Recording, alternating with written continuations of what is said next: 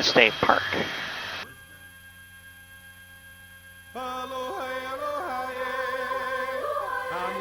Hunting and fishing in here, again on a small scale. They just opened the reservoir. This is called the Pu'ulula Reservoir. They just opened it last Saturday, and I just reminded myself I can't fly directly over them. I got to move a little bit more to the south here. I'm used to flying over the reservoir because it's been closed. Nobody's been there, but now people are there. I want to be, I want to be polite and not fly right over them. Helicopters are noisy. That's the naval base over there? Actually, that's called the Makaha Tracking Station, and it's a remote radar site that supports Barking Sands. Barking Sands right there. And then the launch facility, see that where it bumps out to a blunt point? That's where PMRF is located, the Pacific Missile Range Facility. And they use that occasionally. They are opening. I think they're operating now. In 7 years, I've only seen one launch. Because they don't announce the launches, you got to see them by chance. So every time I come up there at the upper mic, I look out there that direction. Because one time we came up and they just launched a missile. And it took off and I left this white trail behind it. It was the coolest thing. I was like, whoa, look everybody, they're launching a missile. Yeah, they don't. I wish they announced the launches. I wish they let us know when they were going to do it so we could kind of time it. Or just, go out to the beach there with a lawn chair and a cooler and sit and watch. They could probably charge admission, make a bunch of money. All right, turning a little more towards the northwest. The Makaha Tracking Station doesn't look like it from here, but it does kind of set out on a promenade, kind of like that. And the island bends this way. It becomes the northwest side of the island.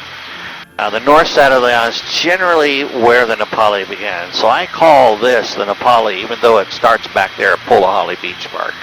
And I call that the dry Nepali because what they did was they moved all the water that flows down in these ravines. They moved the water to flow more southerly towards Waimea Town.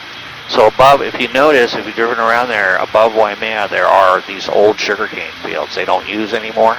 But that's why they did that. They did that about 80 years ago.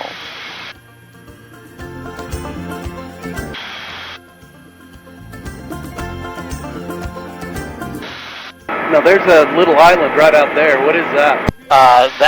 The one behind us a little bit, that's called Lehua, and that is a bird sanctuary. It's owned by the state of Hawaii, though. It's not a federal one. It's a bird sanctuary. All right, here we go. The Nepali coasts, or Pale, Nepali.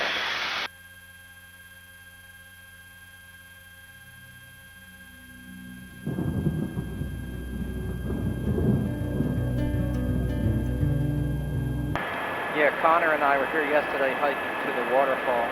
Oh, okay. You hiked all the way to the waterfall? Yes. Wow. I'll point that out once we get up here. That's about 2.5, 3 miles, is that right? No, that's 8 miles round trip. That's 4 miles to the waterfall. Was that worth doing? Yes, but it's pretty tough. I bet. That's awesome, though. I'd like to do that. Just hiking to the beach, Hanakapia Beach, is hard. And that's what most people do.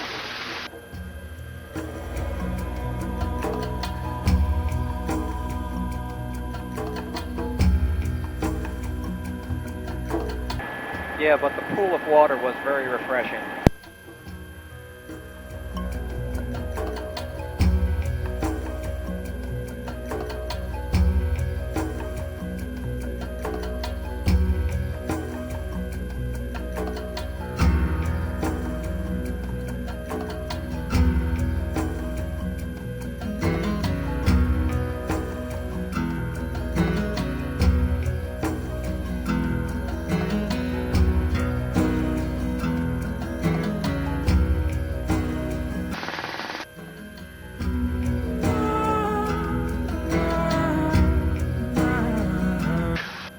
This first beach we get to will be off our right side initially. It's called Honopu, and you can see there is a rock arch that goes up over the beach. It's called the Honopu Sea Arch, and it's about 60 feet high. It connects the two halves of the beach.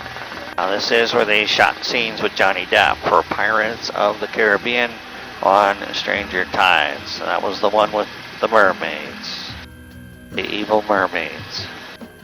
Because I had them all confused, those movies. I kind of meld them all into one confusing, weird sort of concoction, collaboration of all this different stuff. That's called the open ceiling sea cave right there. On the right side, you're now looking back towards the south of the beach park called Milili'i. Only accessible by boat. Left side, again, a beautiful view of Honopu, the rock arch, as well as the valley, Honopu Valley. Now, this beach is not accessible by trail. The Kalalau Trail doesn't come up any further than Kalalau Beach, which is the next beach up. That's where the trail ends. That's 11 miles one way in.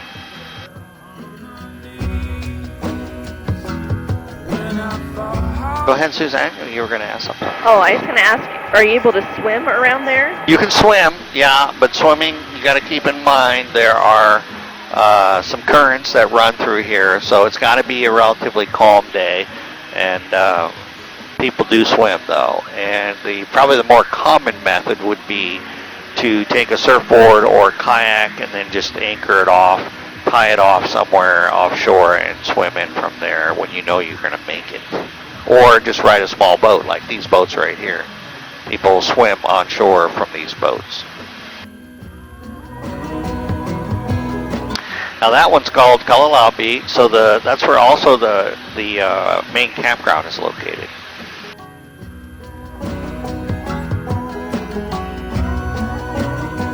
The valley is called Kalalau Valley. We'll go up here a little bit further and do a turn, but Kalalau Valley is the largest valley on the Na Pali coast. It's where most of the people lived when they lived along the shoreline. Now that population was all part of a community called a moku. The island of Kauai was made up of 6 mokus. So the island was segmented or broken down into districts, major farming districts called mokus. And then those mokus were broken down further into sub-districts called ahupuas. Now each level had a chief. Oh, see, you can see the kayakers right there in front of us. This kayaking is the summertime thing. There's the trail now. You can see the trail a little bit better. Now this is all part of the Kalalau Trail that is the part beyond Hanakapiai Beach. So Hanakapiai Beach is the beach you see off our front. That's 2 miles in on the Kalalau Trail right there. And then it cuts up the valley, Hanakapiai Valley, to the waterfall we were talking about earlier. So it's 2 miles from Hanakapiai up to the valley, roughly. And, of course, what goes up must come down, right? You gotta hike in, you gotta hike back out, supposedly. Somebody told me that once. The caves, you can see the caves now. These are called the Ho'olulu Sea Caves.